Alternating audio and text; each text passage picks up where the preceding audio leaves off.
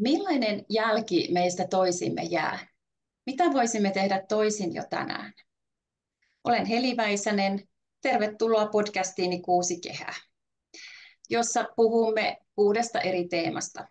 5 aina pysyy samana ja 1 vaihtuu. Ja tänään aiheenamme on luovuuden voima. Puhumme siitä, mitä kaikkia hyvää voinkaan tapahtua, kun päästämme luovuutemme valloilleen. Ja tänään kanssani keskustelemassa on valkeakoskelainen Annika Laarko. Lämpimästi tervetuloa, Annika. Kiitos, Heli. Sinut tunnetaan ennen kaikkea villaveijareiden luojana. Kerrotko, keitä ovat villaveijarit? Villaveijarit on tällaisia pieniä neulahuovutettuja eläinhahmoja, jotka seikkailee satumaailmassa, jonka mä olen luonut heille, ja julkaisen niitä tuolla Facebookissa ja Instagramissa. Ja me itse löysin villaveijarit Facebookista vuonna 2020 ja ihastuin niihin välittömästi.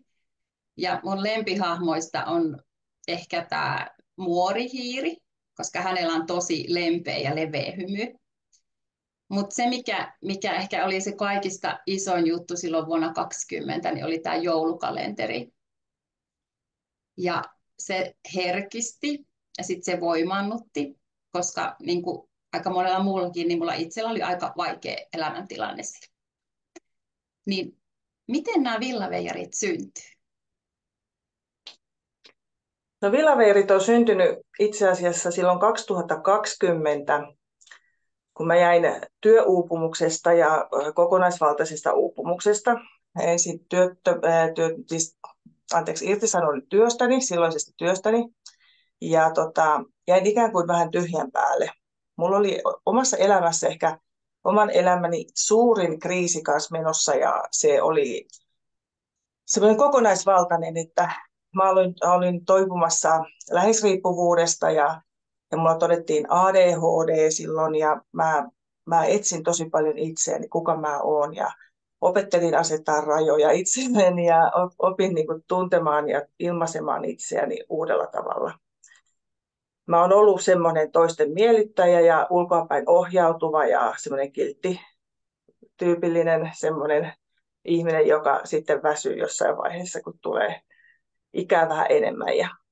No sitten mulla oli sitten jo nämä veijarit olemassa, siis näitä hahmoja.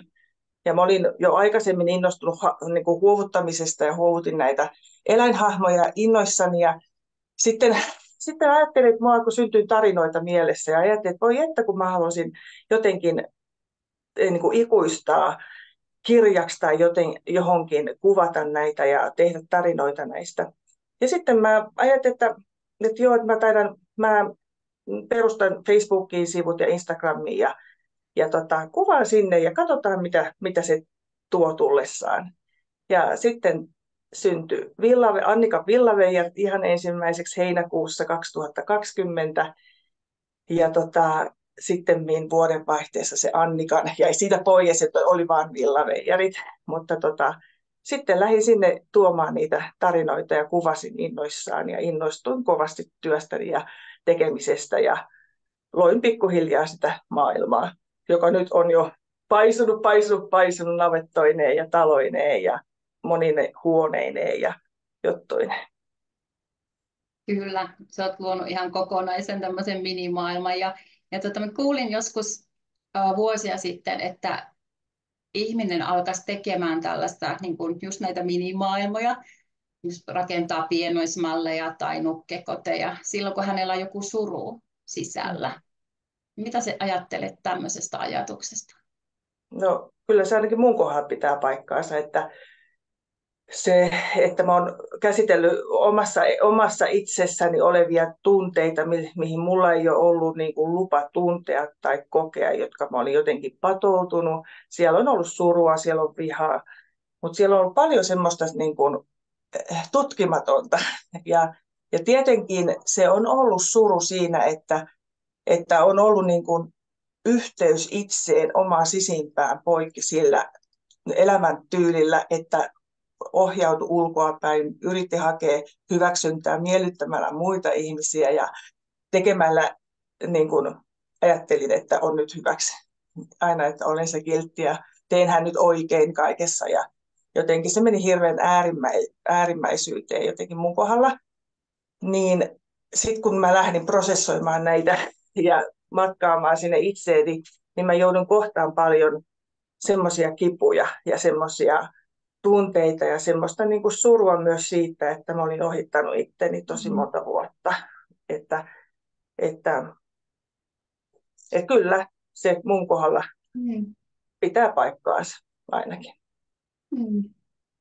No nämä villaveijarit, niin kuin on jo puhunut tässä, nämä ihastuttaa siis monella tavalla. Ja yksi on näistä tämmöiset tosi aidolta näyttävät ja tuntuvat ympäristöt.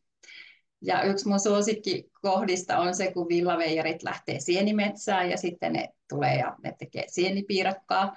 Ja mä oikein niin kuin tunsin sen tuoksun nenässä ja maun niin suussa, että mulla oikeasti tuli vesi ihan kielelle.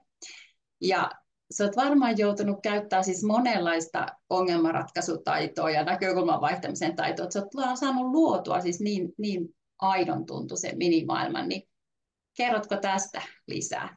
Miten sä oot tässä onnistunut näin loistavasti? No monet asiathan kumpuaa sieltä omasta sisimmästä, että ne asiat, mitkä on itselle tärkeitä ja mitä toteuttaa omassa elämässä myös, mutta myös sitä, mistä tykkää. Että tämä sieniretkikin oli ihana, koska mä olin villaveijareiden kanssa sienestämässä. Eli mä lähdin kuvailemaan heidän sienestämistä. Mutta sitten se, että mä löysin tämmöisiä suppilovahveropaikkoja, missä oli todella pieniä alkuja paljon, niin yllätti mutkin aina. Että se on semmoinen niin kuin lahja siellä metsissä, kun huomaat, että oi, tässähän on mahtava paikka, että ihanaa, mä saan tämmöistä kuvausmateriaalia. Ja sitten siitä poikii sitten se, että sitten ne tekee sitä sienipiirakkaa. Ja se tarina lähtee sieltä niin kuin jostain yhdestä pienestä niin kuin ihanasta, mitä mä en ole edes suunnitellut välttämättä. Mutta sitten on näitä ongelmanratkaisutaitoja, mitä ajattelit, että pitää miettiä, niin välillä mä käytän niitä niin kuin justiinsa luonnosta löytyviin miniatyyrijuttuihin, että sieltä luonnossa on paljon miniatyyriasioita, jotka ei ole välttämättä suoraan yhteydessä realistiseen. Esimerkiksi nämä, kun mä ajattelin, että nämä herneen palot, mitä mä kuvasin, niin ne on hiiren pirnoja, niitä siemenkotia, ja ne on täydellisesti ihan samannäköisiä kuin herneen palot. Ja sitten kun mä niin kuin huomasin tämän ihan omassa pihassa niitä kasvoi, niin sitä riemun määrää, ja sitten kun mä vielä avaan sen palon, niin siellä on ihan vihreät herneet sisällä, jotka sopi hyvin. Ja sitten kun kuvaa niitä, niin sittenhän se näyttää todella aidolta siinä kuvassa. Ja siihen saa luotua sitten siihen kuvaan semmoisen tosi aidon tai semmoisen tunnelman ja fiiliksen, ihan kun olisi itse oikeasti siinä mukana niin kuin siellä minikoossa. Ja ehkä mulla on semmoinen kyky siinä, että mä elän sitä niin vahvasti itse todeksi. Että sitten kun mä kuvaan ja mä panostan siihen ja teen niitä rekvisiittoja ja kaikkia, niin sitten mä saan luotua siihen kuvaan sen todellisuuden tuntuisuuden, että se tuntuu, että kun hyppäisi sinne ikään kuin sinne villaveijareiden maailmaan, kutistuisi sinne niiden kokoon ja eläisi siellä heidän kodissaan, että se tulee niiden kuvien kautta, vaikka sitten se todellisuus, sitten sen kuvaustilanteet ja muut niin näyttää ihan erilaiselta.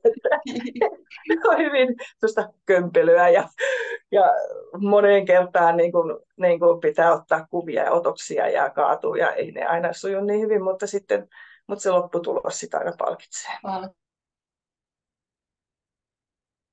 Se todellakin. Hei, näyttäisit se meille nyt niitä? Joo, mä voin näyttää. Siellä. Ensinnäkin mulla on täällä taustalla näkyy tämä talo, mitä mä kuvaan sitten aina, mikä mä vien tuonne ulos. Sitten kun mä kuvaan niin ulkona.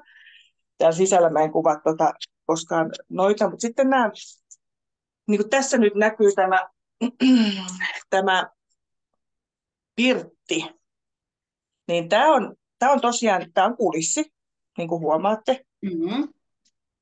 Ja nyt mä vaihdoin vähän järjestystäkin siellä pirtissä. Nyt on sohva tuolla ikkunan edessä. Isä Hiiri siellä lukee lehteä ja tein tämmöisen pienen niin kuin tämmöisen tilanteen tässä ruokapöydän ääressä. Ja sitten täällä on tämä toinen huone, minkä mä tein sitten taas lämmin, niin sitten on tuo ensimmäinen pirtti, niin sitten tämmöinen niin kuin takkahuoneen tyyppinen. Ja täällä näkyy, vaari on tuolla nyt varmaan vähän huonosti, kun valo ei varmaan riitä. Niin, siellä. Nyt näkyy. Niin. Kyllä. Sitten nämä huonekalut, kaikki nuo piirongit ja muut niin kuin, nämä mä oon ihan itse askarrellut. Paitsi sitten tämä rukki on semmoinen, mikä löytyi kerran niin kuin yhdeltä kirpputorilta. Niin sen mä sitten olen sitten ostanut, koska sit jos mä löydän jotain noin hyvää, niin valmista tulee vastaan, niin kyllä mä sitten ostankin, vaikka tykkään pääasiassa itse kyllä tehdä ja askarrella näitä, mutta tällä tavalla nämä on sitten, tässä on nyt 2 huonetta. Ja sitten mulla... Niin, anteeksi. Niin, sanohan. Näytä sitä isää vielä, kun se luki sitä lehteä, se ei äsken ihan... Ootas mä, joo. Siellä, no niin. Nyt näkyykö? Kyllä, joo. Se on vaikea, kun mä en näe itse nyt tätä, kun mä nyt puhelimesta tätä näytän, niin ehkä vähän vaikea hahmottaa. Mutta mä käännän näin, niin tässä nyt näkyy vähän tätä, tuossa näkyy tuo talo. Sitten mulla on sitä rekvisiittaa täällä hyllyllä todella paljon, että ne on niin kuin, täällä on niin kuin sauna ja sitten on tätä Ollin ja Hipsuhuonetta ja muuta. Että nämä on tämmöisiä kulisseja, kuvauskulisseja. Mä sitten rakennan aina sitten sitä mukaan, kun ihan niin kuin... laitan niin kuin koko niin kuin kuvaustilannetta varten aina kerrallaan. Kyllä. Vähän niin kuin jos ajattelee jotain teatteriesitystäkin, niin sehän rakennetaan just noista lavasteista ja kaikista tilanteista. Niin. Joo. Tuo, miten se kuvasi, se varmaan tosissaan nyt niin kuin pongaat kaikkia pieniä asioita ihan niin kuin jatkuvasti. Onko näin, että sulla on tullut semmoiset minimaailmasilmät? No kyllä, todella on jo, että lenkillä ollessa niin se onkin mielenkiintoista, kun silmät on alkanut havaitsemaan kaikkea pientä ja semmoista, mistä voi tehdä jotakin. Ja sitten samaten niin kuin erilaisissa esineissä tai roskiin menevissä tämmöisissä roskissa, että mitä nyt tulee jätteitä, niin sitten monta kertaa mä pelastan sieltä asioita, mitkä mä huomaan, että hei, että tästä mä voin tehdä lampun tai tästä mä voin tehdä, että sillä niin kuin kehittyy semmoinen silmä näkemään, mitä voi niin kuin aihioita, erilaisia miniatyyriaihioita. Ja luonnossa niitä on sitten ihan näin valmiinakin, että se on mielenkiintoista, tosi mielenkiintoista. Varmasti tosi kiehtovaa ja tosissaan tämähän on niin tämmöinen loistava esimerkki tästä meidän aivojen niin sanotusta RAS-järjestelmästä, eli retikulaarisesta aktivointijärjestelmästä. Eli kun meillä on niin paljon ympärillä kaikkia ärsykkeitä, sekä ulkoisia että sisäisiä, niin aivojen pitää valita osa niistä. Joo. Ja monet on kuullut sen just tämän lauseen, että se kasvaa mihin keskittyy. Eli se toimii nyt tälleen niin kuin tosi hyvissä asioissa, mutta sitten myös huonoissa asioissa. Eli tämä on, voin vaan kuvitella, miten se sulla toi minimaailma oikein pomppaa sieltä silmille. Ja varsinkin että se luonnosta löytyy, niin kuin, tosi paljon löytyy niitä minikokoisia juttuja, niin se on kyllä kauhean kiehtovaa.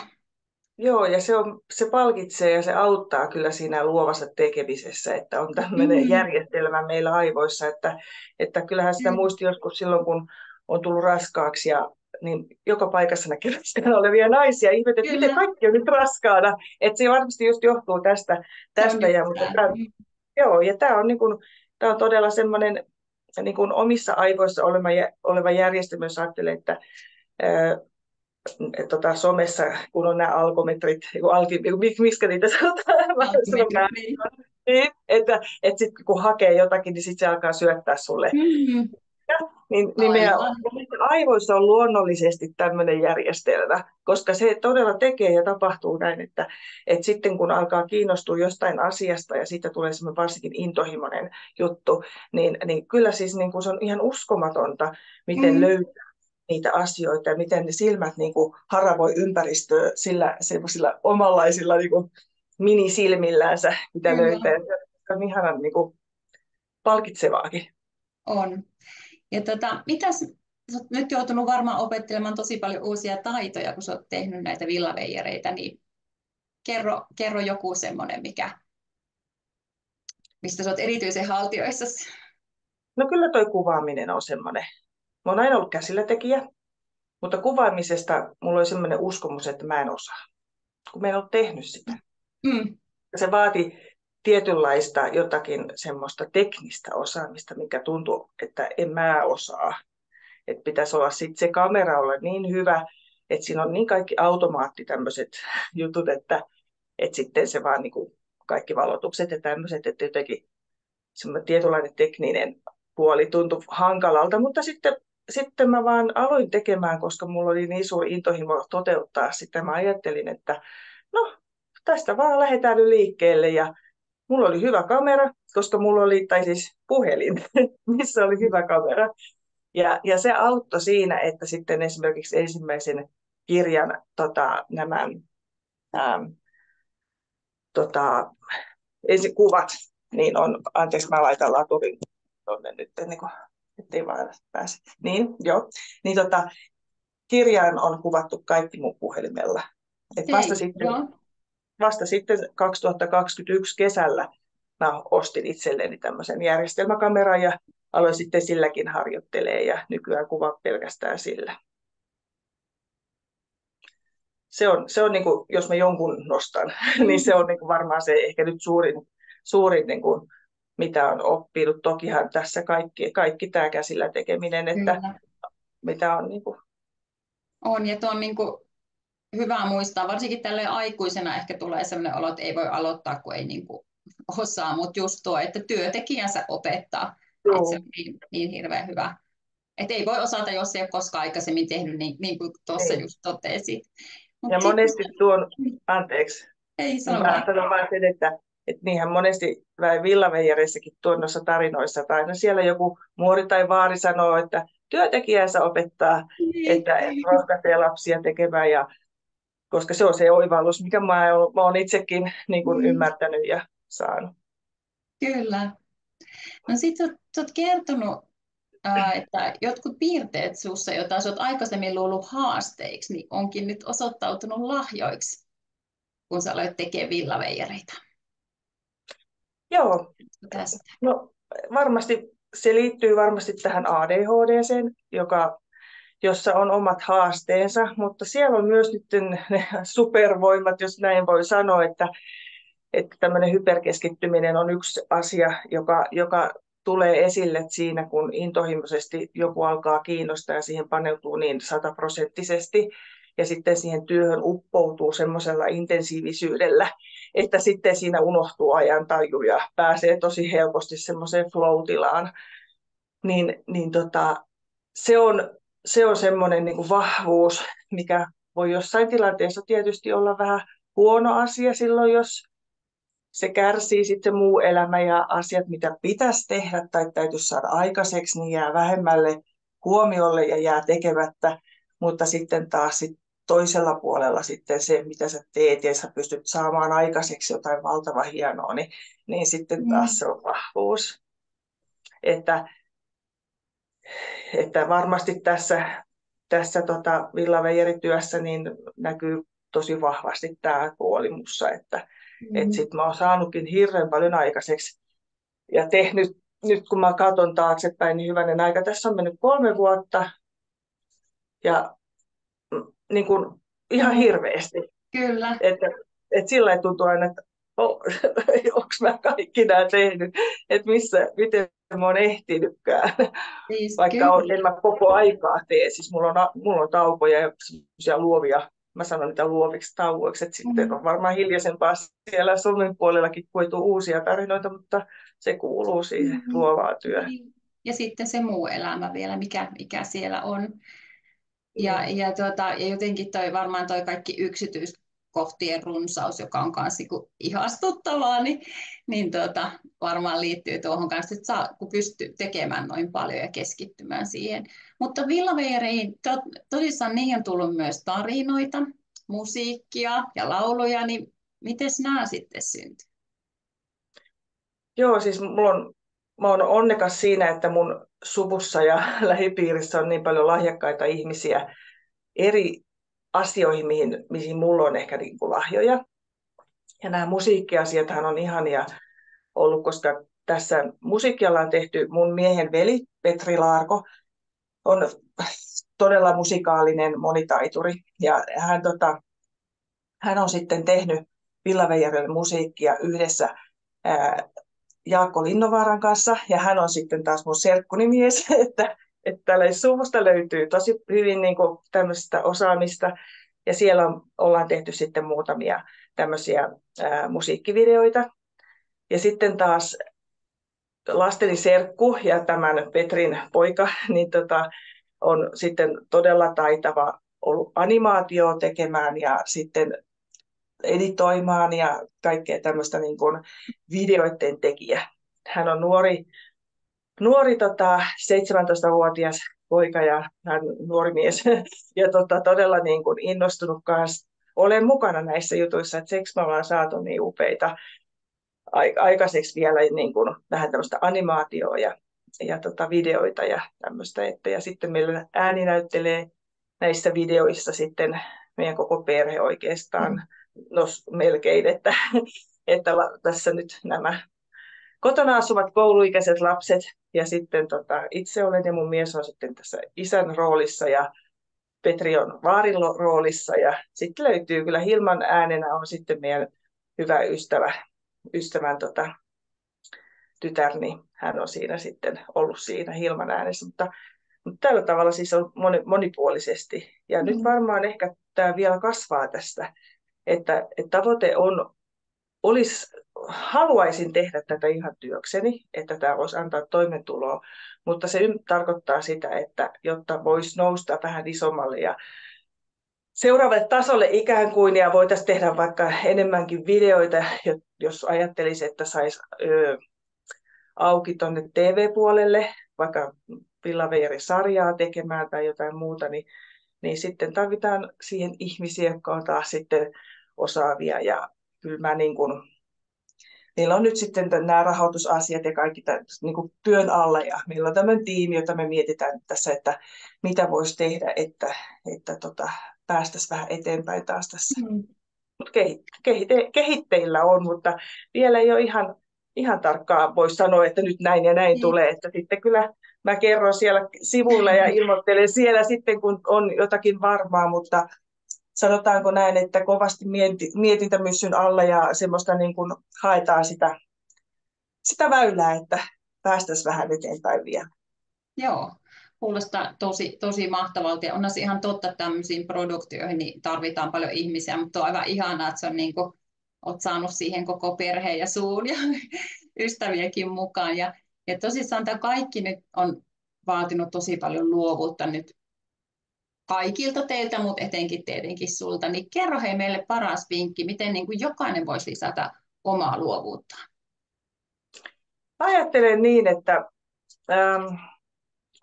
oppii kuuntelemaan itseensä. Ja silloinhan se tarkoittaa sitä myös, että on yhteys itseensä. Että tulee tietoiseksi ja antaa sille niin kuin lähtee liikkeelle, aloittaa tekemään, kokeilee, on niin kuin utelias. Ja laskee niitä rimoja niin alas, että ymmärtää sen, että mä oon vasta niin kuin matkani alussa. Mulla on mahdollisuus kehittyä. Ja nauttii tekemisestä ja pitää semmoisen ilon siinä tekemisessä. Niin se on niin kuin jotenkin semmoinen, sillä mä haluaisin kannustaa, että jos joku asia kiinnostaa, niin lähtee rohkeasti kokeilemaan.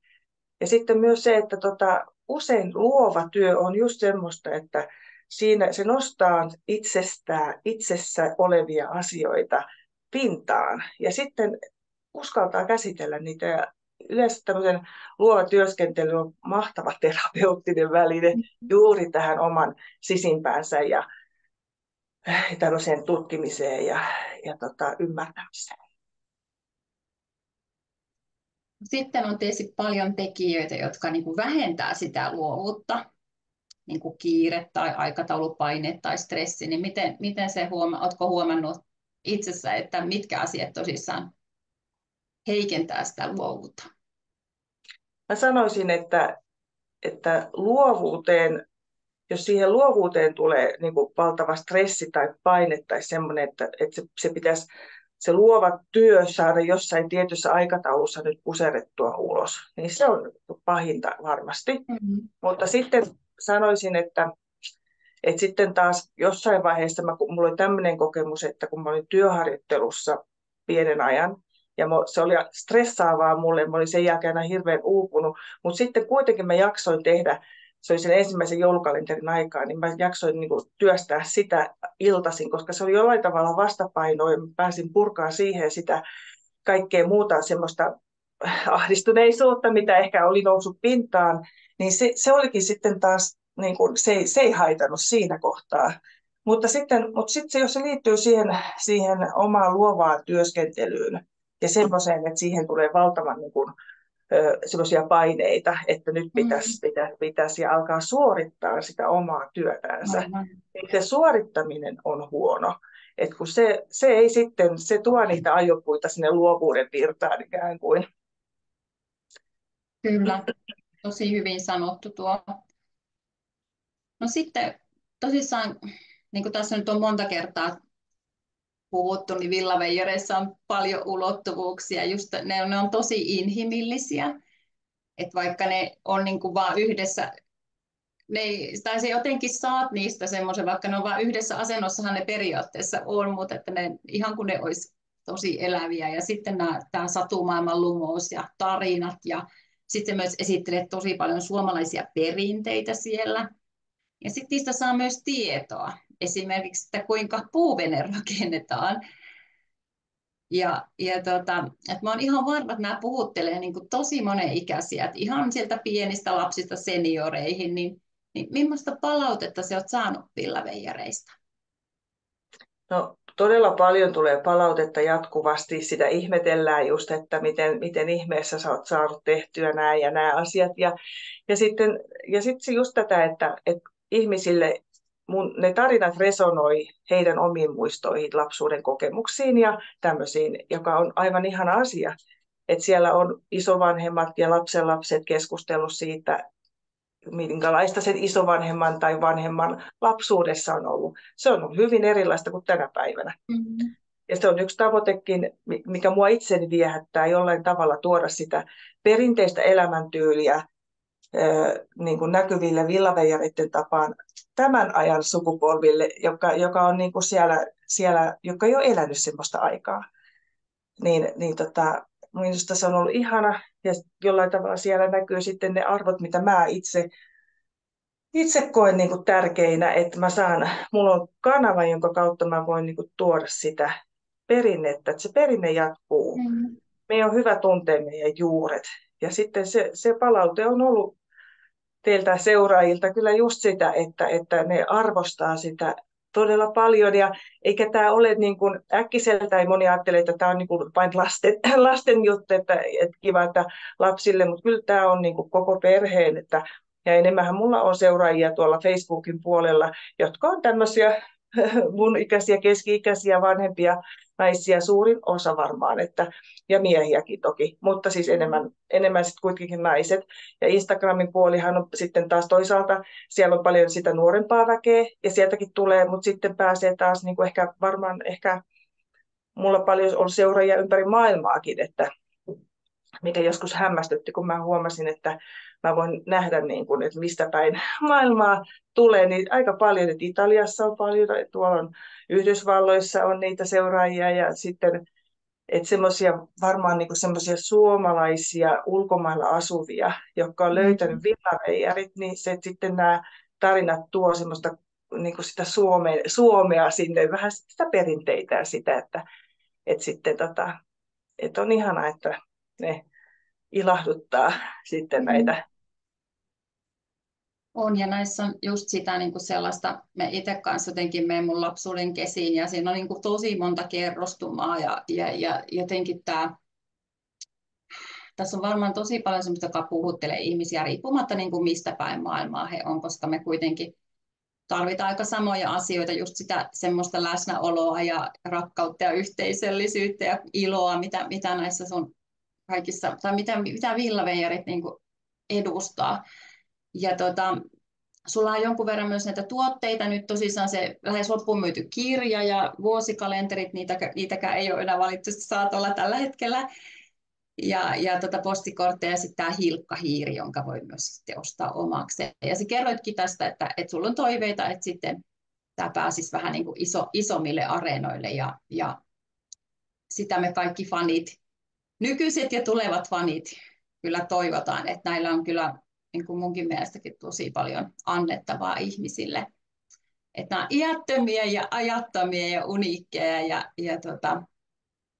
monenlaisia Joo. superlatiiveja näihin kyllä voi liittää. Mutta nyt mä kysyisin sulta 5 samaa kysymystä, mitä kaikilta muiltakin vierailta on kysynyt. Niin ketä sä haluat kiittää? Mä haluan kiittää mun luojani taivaan isää kristittynä ihmisenä. Se on niin kuin mulla semmoinen, ajattelen, että häneltä olen saanut elämän ja lahjat ja se on se turva tässä elämässä. Ja toki sitten nyt kun olen aina laittanut muut ihmiset aina etusijalle, Mm. niin mä haluan itsekkäästi kiittää myös itseäni, vaikka se tuntuu ihan hirveän oudolta. Se ei ole mun tapas, mutta mä opettelen sitä, että mä haluan kiittää itseäni siitä, että mä oon lähtenyt tälle matkalle ja jotenkin semmoista itsemyötätuntoa. Ja sitten tietenkin, tässä on valtava joku ihmisiä, mä en voi sivuuttaa, mä en voi niin kuin sanoa kiitosta vaan sillä, että mä sanoisin jollekin ihmiselle, Mm. koska mun perhe ja sukulaiset, ystävät, vanhemmat, kaikki niin, ja te seuraajat koostutte semmoisesta yhteisestä semmoisesta kannustimesta mulle, että ilman teitä niin mä olisi tässä, Mm. että vaikka se onkin syntynyt minusta käsin asioita, mä olen niin synnyttänyt ja luonut tämän, mutta niin kuin, ne kaikki on tärkeitä tukemaan sitä matkaa omalla osuudellaan. Ja sitten mä oon kaikille teille tosi kiitollinen. No ketä tai keitä sä haluaisit kannustaa? Mä haluan kannustaa ihan jokaista, joka haluaisi tehdä jotain, joka on kokenut semmoisen sisäisen tunteen niin kuin hehkun jotain asiaa kohtaan, että voi kun toi kiinnostaisi, toi vähän niin kuin vetää puoleen ja tuntuu semmoiselta, niin kuin, että mä haluaisin kokeilla. Ja sitten on tuntunut, että mutta enhän mä ole koskaan tuommoista tehnyt, en mä varmaan osaisi ja muuta, niin lähde kokeilemaan ja pidä kiinni siitä tunteesta, että tätä on kiva lähteä kokeilemaan ja tekemään ja mitä siihen niin kuin, kuuluu ja liittyy. Et jotenkin mä kannustaisin kuuntelemaan itseään ja olen armollinen itselle ja lasken ne rimat niin alas, että ymmärtää, että kun on matkan alussa, niin ei voi olla vielä perillä. Että se matka on se, mistä saa nauttia. Ja sitten kun katsoo taaksepäin, huomaa sen kehityksen, että hei mä oon oppinut ja pystynyt. Ja se on palkitsevaa, että Mm. tämmöinen asia ehkä tuli mieleen. Se on kyllä ihan totta, ja kaikki taidot, mitä meillä ihmisillä on, niin nehän on lähtenyt niin kuin jostakin nollatilanteesta, ja niitä on paljon harjoiteltu, mutta me monta kertaa vaan nähdään just sitten niin kuin että niin kuin nytkin sulle niin kuin ihan ne sun tuotokset ja muut, mutta tämä on tosi tärkeää muistaa, että ja se riittää, että joka päivä tekee jotakin se asia eteen, tai sitten vaikka vaan lepääkin, mutta tosi hyviä ajatuksia tulee sulta. Ja mikäs olisi semmoinen ajatus tai toimintamalli tai oivallus, jonka sä haluaisit laittaa kiertoon? Joku semmoinen, mitä ei ole vielä tässä tullut esiin. Oh, Kierrätään vähän se. niin, kierrätys on hei hyvä idea.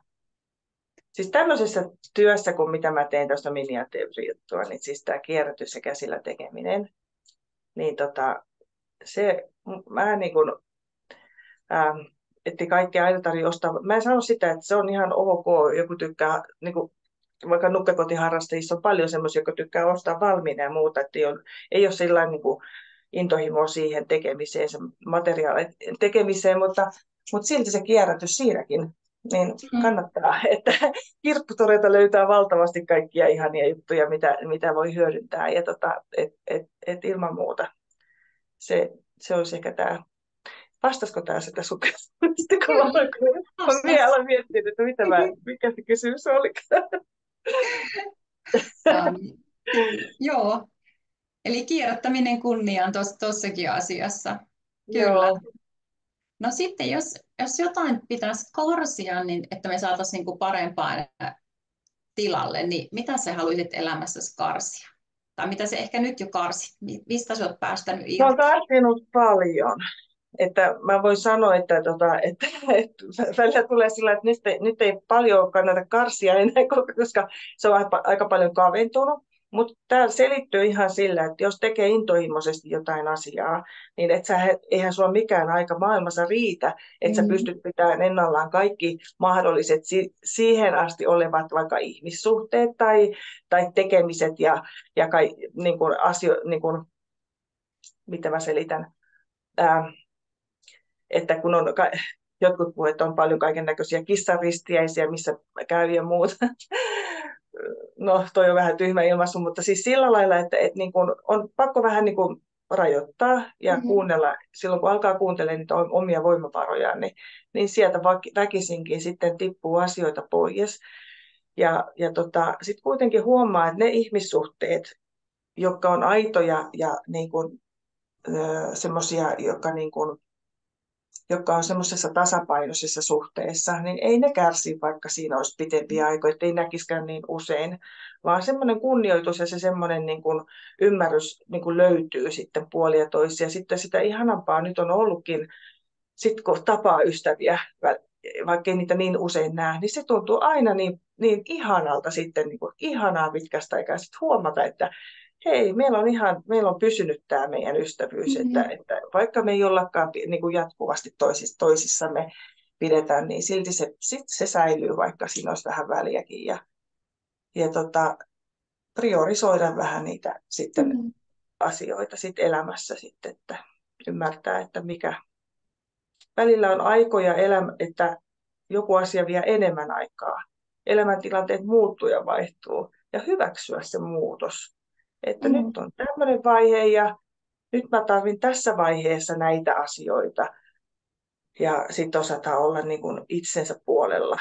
Niin, tai näitä ihmisiä, niin kuin sekin, että on tuonut nyt taas sit uusia ihmisiä tai sit entisiä ihmisiä uudella tavalla siihen sun, niin kuin sä kerroitkin tuossa. No sitten vielä, mitä sä haluat elämässäsi kasvattaa? No kyllä mä haluan vielä sitä itsetuntemusta kasvattaa ja semmoista tietoisuutta, että mun kohdalla se on niin kuin avannut ja selkeyttänyt semmoista sekavuutta ja semmoista, että mä ymmärrän itseäni enemmän ja sitä kautta mä pystyn myös ymmärtämään muita ihmisiä. Mutta se on niin kuin hirveän tärkeää.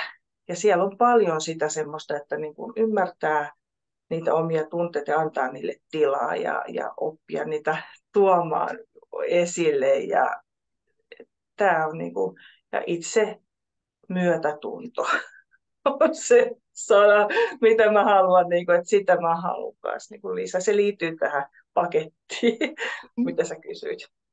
Kyllä. Sitä me tarvitaan kyllä kaikki lisää. No sitten me teen nyt kuitenkin tämmöisen bonuskysymyksen noille villaveijareille. Eli millaisia terveisiä siellä luulet, että ne haluaisi lähettää ihmisille? Mikä olisi niiden tärkein sanoa? Villaveijarit varmaan haluaa kertoa sitä, että osataan elää tässä ja nyt. Että jotenkin niin kuin, tämä hetki, vaikka he kertoo sitä meidän juurista ja menneisyydestä, muistuttaa sieltä, mutta se liittyy siihen, että sä pystyt elämään tässä ja nyt, ole läsnä tässä hetkessä, koska elämä tapahtuu nyt. Se ei tapahdu tuolla, se ei tapahdu siellä menneisyydessäkään, vaikka he sieltä muistuttaa. Mutta sitten se kertoo myös sitä, että jos meillä ei ole yhteyttä sinne menneisyyteen, jos me ei niin kuin ymmärretä sitä, että mistä meidän juuret, mistä meidän, niin kuin, me ollaan tultu tähän kuitenkin sieltä menneisyydestä, Mm. ja meidän on hyvä tuntea se menneisyys.